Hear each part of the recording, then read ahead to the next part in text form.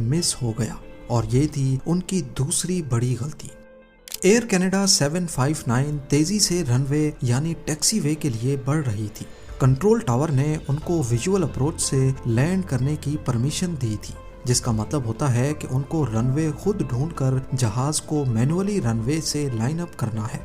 Normally جب موسم ٹھیک ہوتا ہے تو ویژول اپروچ کی پرمیشن ہی دی جاتی ہے، لیکن کیونکہ پہلے بھی کئی مرتبہ ایسے ایکسیڈنٹس ہو چکے ہیں جس میں پائلٹس ویژول اپروچ میں صحیح سے جج نہیں کر پاتے اور کہیں اور لینڈ کر بیٹھتے ہیں، اسی وجہ سے زیادہ تر پائلٹس ویژول اپروچ کے دوران بھی انسٹرومنٹ گائیڈنس سسٹم کا سہارا لیتے ہیں۔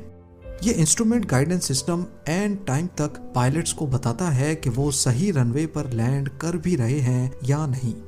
اس سسٹم کو ایکٹیویٹ کرنے کے لیے اس میں رن وے نمبر ایڈ کرنا پڑتا ہے۔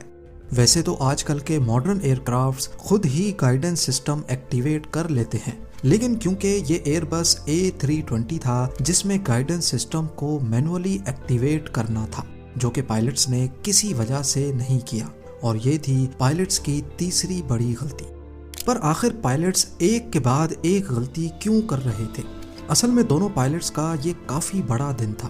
اس وقت رات کے 11:45 ہو رہے تھے اور دونوں نے پچھلے 19 گھنٹوں سے کوئی خاص ریسٹ نہیں کیا تھا۔